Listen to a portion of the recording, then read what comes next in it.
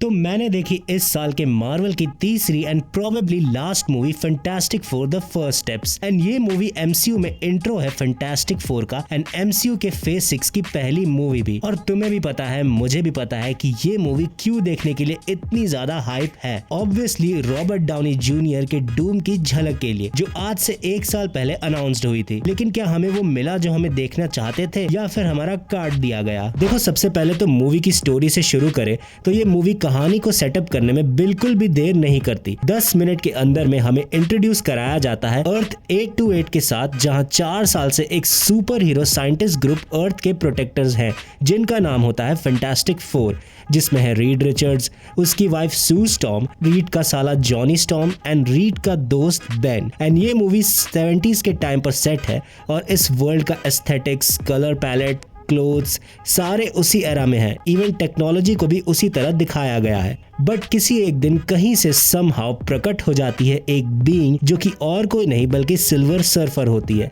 And वो ऐलान करती है कि दुनिया खत्म हो जाएगी क्योंकि गैलेक्टिस नाम का एक इंटर गैलेक्टिक बीइंग आ रहा है इस दुनिया को अपनी भूख का शिकार बनाने। तो फैंटास्टिक फोर, जो कि अर्थ के सेवियर्स है, अब ये उनकी जिम्मेदारी होती है कि गैलेक्टिस को रोके ताकि वो इस दुनिया को खत्म ना कर सके। और ये बेसिक प्लॉट है फैंटास्टिक फोर का, जो आपने ट्रेलर में भी देखा होगा। लेकिन सबसे पहले मैं बात करना चाहूंगा इस मूवी के वीएफएक्स की। वाओ, मतलब ये मार्वल के रीसेंट टाइम्स में अब तक की सबसे बेस्ट वीएफएक्स मूवी मुझे लगी। मतलब जो प्रॉप्स एंड वर्ल्ड बनाई है वो इतनी रियलिस्टिक लगती है कि आप अपने आप को उसका पार्ट फील करोगे।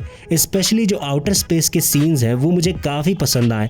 खासकर जिन सीन में गैलेक्टस है, ऐसा लगता है जैसे आप कोई विजुअल स्पेक्टिकल देख रहे हो। एक और तारीफ मैं करना चाहूंगा कैरेक्टर बिल्डिंग की। इस मूवी में आप कैरेक्टर से कनेक्ट कर जाते हो उनकी एक्टिंग के जरिए। खासकर Pedro Pascal as Reed Richards, मतलब उनके फेस पे वो गंभीर माहौल, डर एंड एक जीनियस माइंड वाली चीज आप क्लियरली देख सकते हो। और वेनेसा कर्बी के बारे में मैं क्या कहूँ, समझ लो कि उनको स्टीयरिंग व्हील दे रखा है पूरे मूवी में। स्पेशली क्लाइमैक्स में तो she shines as invisible woman. हालांकि लास्ट में वो जिस तरह से गैलेक्टस को ओवर पावर करती है वो मुझे थोड़ा ऑड लगा, बट वो बात की बात है। एंड मुझे ऐसा लगा कि इन्होंने एबोन मॉस का यूटिलाइज नहीं किया एज द थिंग। उनका फुल पोटेंशियल हमें देखने को ही नहीं मिला, विच आई थिंक आने वाले मूवीज में हमें जरूर दिखाएंगे। लेकिन I loved Joseph Quinn's human torch. मतलब जितने भी फ्लेम वाले सीन्स या उड़ने वाले सीन्स हैं वो कमाल के हैं। And unlike Chris Evans human torch, यहाँ पे इस जॉनी स्टॉर्म को एक इंपॉर्टेंट कैरेक्टर आर्क दिया है मेकर्स ने। फिर बात करते हैं सिल्वर सर्फर यानी शाला बाला की, जिनका रोल जूलिया गार्नर ने निभाया है और उनका काफी रोल भी है मूवी में। देखो, मुझे तो उनका रोल सही लगा एज सिल्वर सर्फर,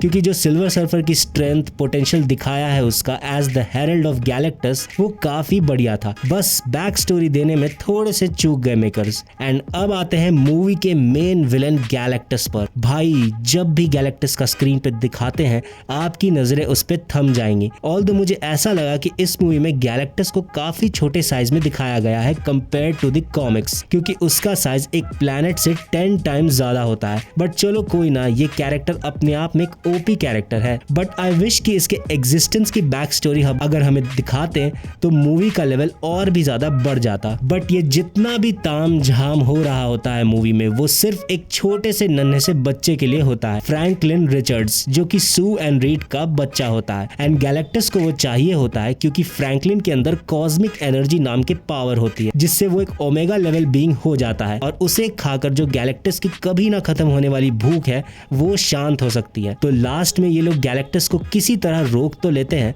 बट सू को अपनी जान गंवानी पड़ती है। लेकिन फ्रैंकलिन में इतनी पावर होती है कि वो सिर्फ टच करके ही अपनी माँ को जिंदा कर देता है। जी हाँ, एंड कॉमिक्स में भी कुछ ऐसा ही है Franklin Richards. He is the most powerful being across Marvel. तो उसी के फॉलो अप पे बात करते हैं मिड क्रेडिट सीन का, जिसका हम सबको बेसब्री से इंतजार होता है। वेल, तो मिड क्रेडिट में कहानी आ जाती है 4 साल बाद की, जहाँ फ्रैंकलिन भी बड़ा हो गया है एंड उसकी मॉम उसे एक बुक पढ़ा के सुनाने के लिए जाती है। एंड जब लौटती है तो गेस व्हाट, वहाँ कौन बैठा होता है? डॉक्टर डूम, जिसका फेस हमें दिखाते नहीं है, बट उसके हाथ में उसका मास्क होता है और फ्रैंकलिन उसके फेस को टच कर रहा होता है।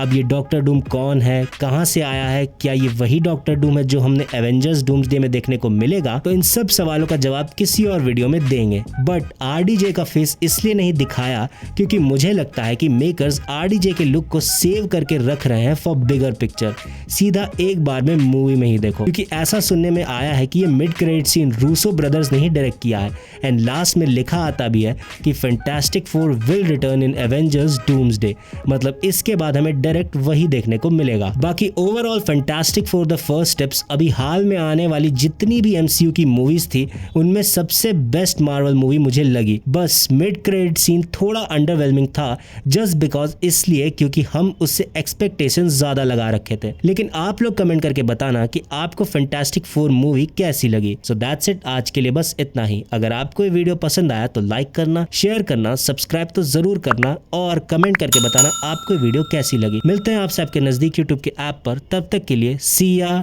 Tata bye bye.